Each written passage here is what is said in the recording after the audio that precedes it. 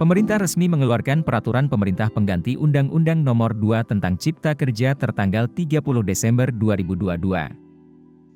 Perpu Nomor 2 Tahun 2022 tentang Cipta Kerja ditandatangani Presiden Joko Widodo dan diundangkan tanggal 30 Desember 2022. Terbitnya Perpu No 2 Tahun 2022 tentang Cipta Kerja ini sudah sesuai dengan putusan Mahkamah Konstitusi Nomor 138 PWU Juli 2009. Di sisi ada risiko geopolitik terjadinya perang antara Rusia dan Ukraina yang belum selesai, dan tidak diketahui kapan bisa berakhir. Akibatnya, pemerintah menghadapi krisis pangan, krisis energi, dan krisis keuangan serta dampak perubahan iklim.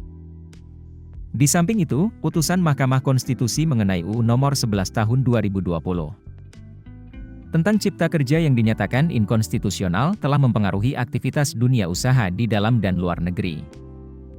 Padahal pada 2023 mendatang Indonesia sudah menetapkan defisit anggaran Rp598,2 triliun atau setara 2,84% terhadap PDB sehingga pembangunan akan mengandalkan pada investasi swasta. Pada kesempatan itu Menko Polhukam Mahfud MD menyebut ada 3 faktor yang jadi pertimbangan pemerintah mengeluarkan Perpu Nomor 2 Tahun 2022 ini. Pertama, adanya alasan mendesak dan kebutuhan UU secara mendesak.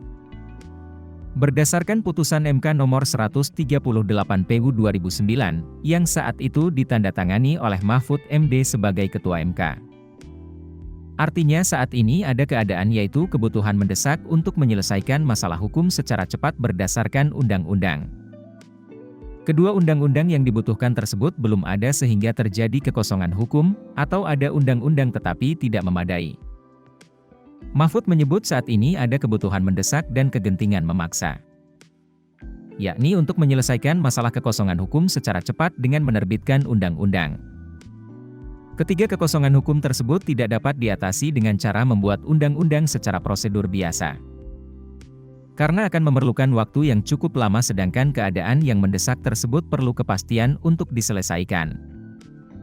Ia menyebut alasan mendesak itu antara lain untuk menghadapi krisis ekonomi global, ancaman inflasi, krisis multisektor.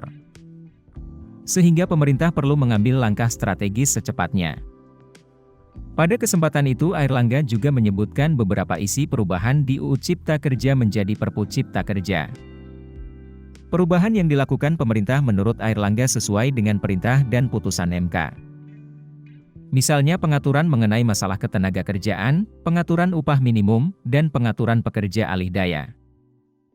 Khusus pekerja alih daya ini sebelumnya di UU Nomor 11, 2020 tentang Cipta Kerja.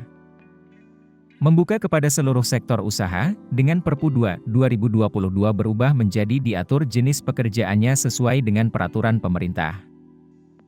Perubahan lain adalah mengenai sinkronisasi harmonisasi dengan tata cara penyusunan perundang-undangan, termasuk pengaturan hubungan keuangan antara pemerintah pusat dan pemerintah daerah.